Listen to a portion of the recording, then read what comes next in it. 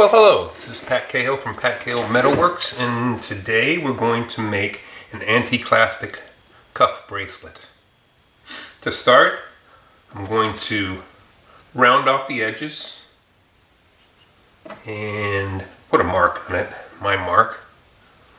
So, rounding off the edges, you start with a file.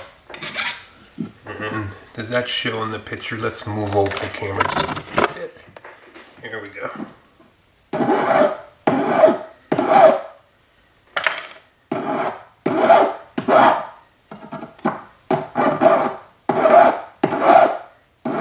I don't want to make a big thing, so just round them off just a little bit, just on the corners, so you don't have any sharp corners.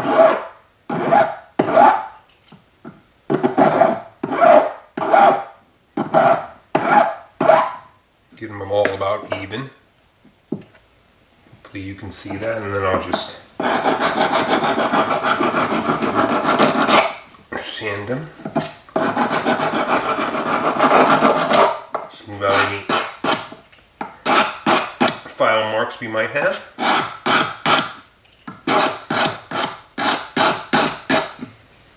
And a little bit finer sandpaper.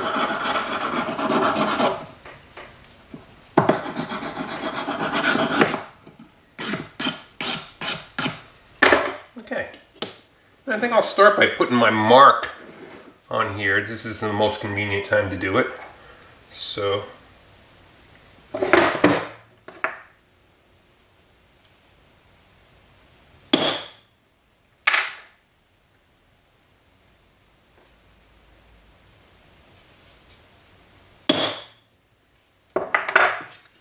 okay, so we're ready.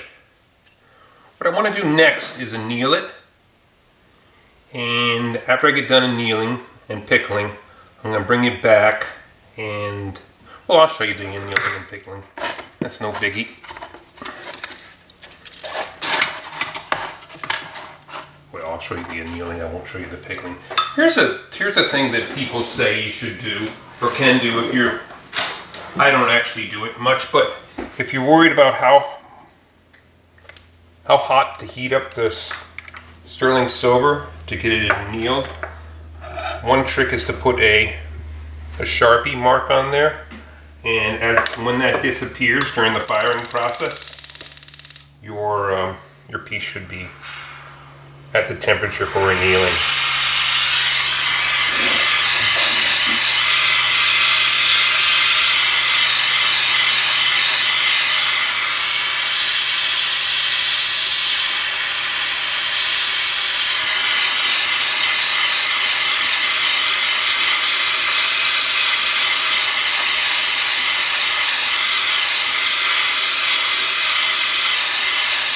I'll just heat up the whole surface. You can see that the Sharpie is starting to disappear now.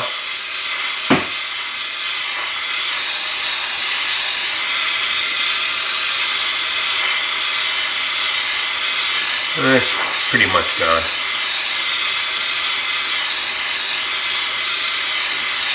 So I'm going to call that annealed.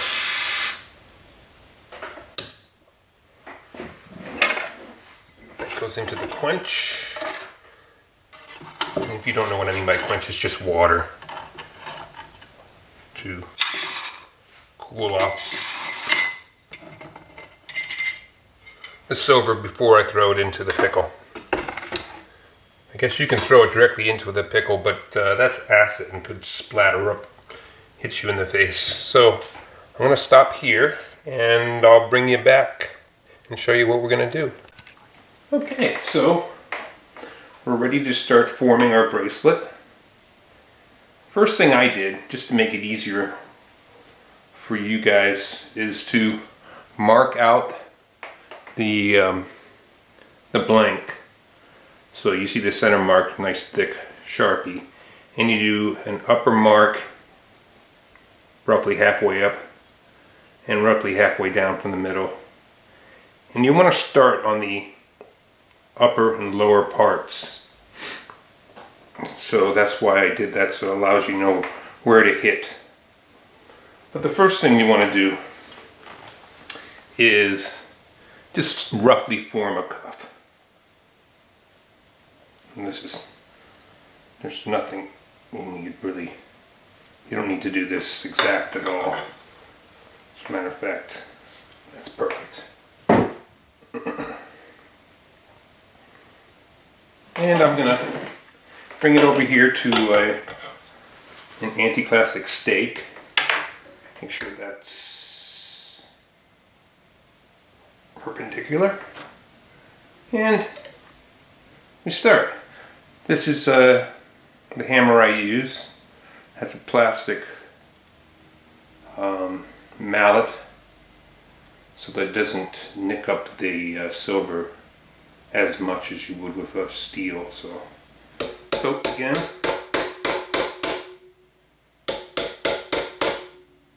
Right on that top. Keep a good pressure with your hands to keep it round, because if you don't, it's going to want to try to flare out on you, which is no big problem, but it just helps later on. Less work to do later on. As you get towards the edge, you're not going to be able to hold on to it. And you can actually use that edge portion to bring it down a little bit, to bring this portion inwards. I hope you saw that sometimes when yeah, I think so.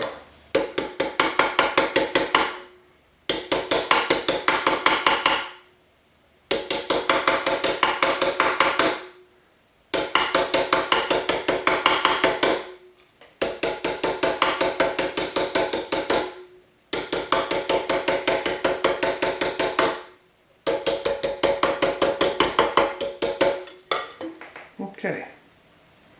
Now don't worry about this being perfect. It's not going to be at this point. Okay, so we have that side done. Semi-done. Now we're going to go for the other side. And you can go from the back like this, but I prefer to go from the top.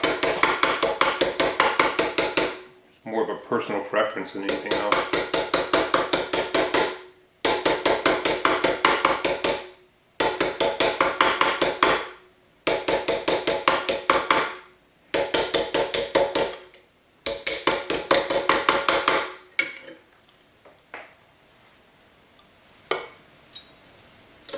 And the other side. Away.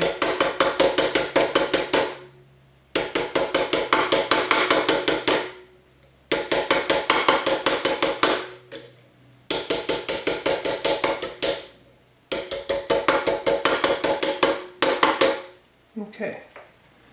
So you can see that's the start of our anti-clastic cuff bracelet. Don't worry about these ripples here, we'll take care of that. And actually in the end I'm going to put ruffles on each side.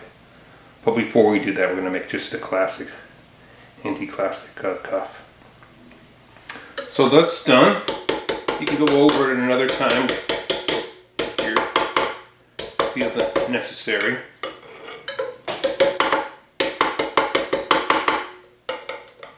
And I'm not going to.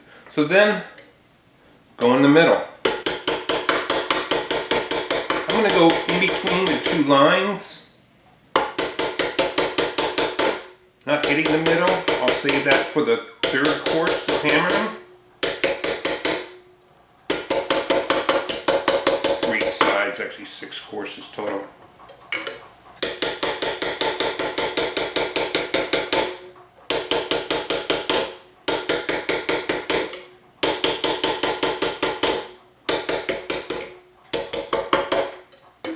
Okay.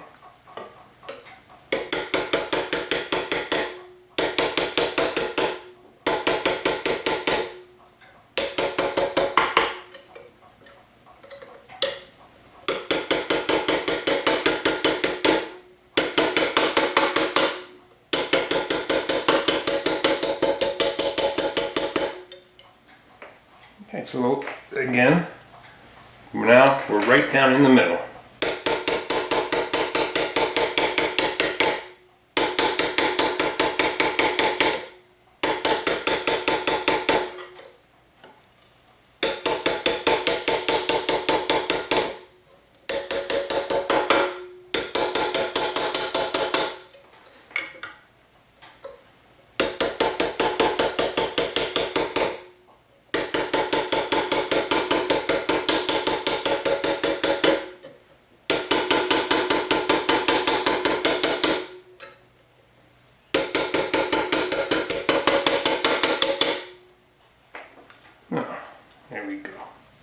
Good start.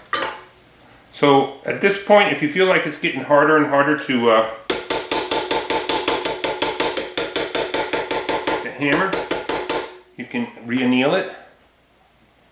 And I think that's what I'm going to do. And then I'll come back and show you how we finish this up a little bit better and go on to the next step. So let me go over and anneal this, and I'll be back.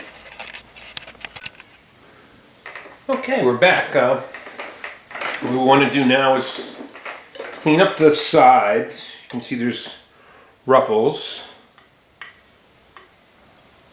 on each side, and make sure the middle and everything doesn't have any bumps, or just make it, clean it up a bit, basically is what we're doing. Taking our time.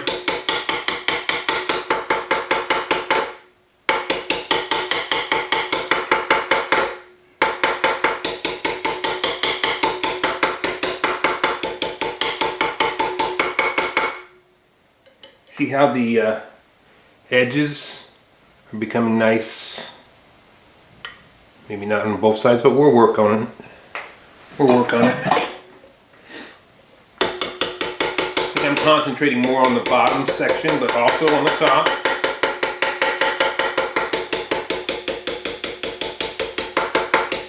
And if we have to go through multiple passes, shouldn't have to do more than 2.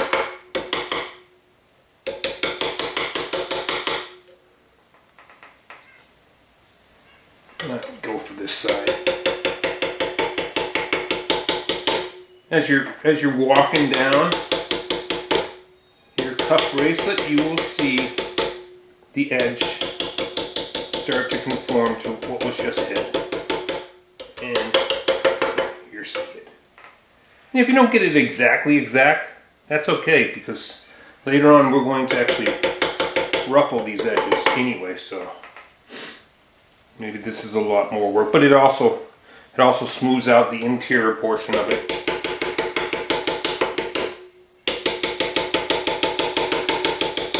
Which is important.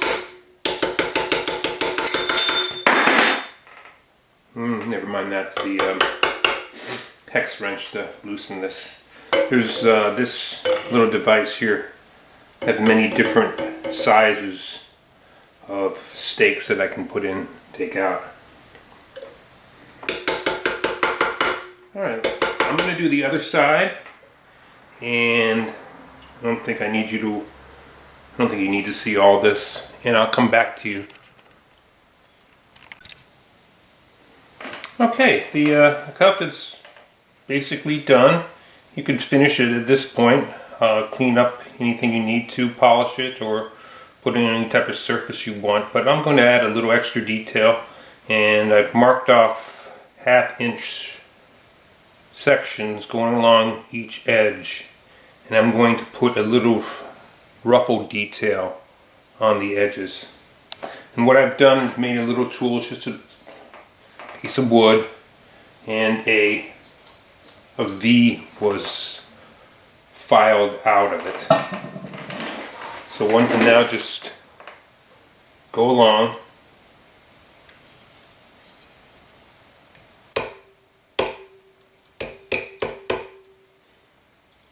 and put your ruffles in.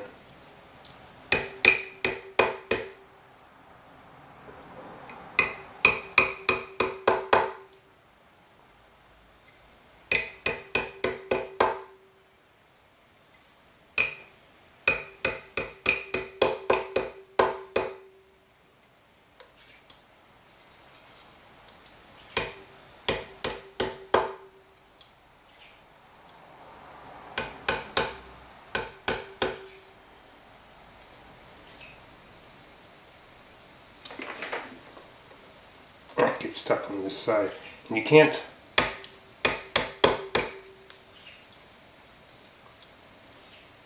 just flip it over and try it like that, and you can't just put it on this side and try it, because you're going to be, when you hammer, you're going to be hitting in the middle there. So there is the ruffle look. Oop, I do this so often. And I'll show you a much better look at it as we go on, but you can see it looks quite nice. Or maybe you can't, but you will. So let's do the other side.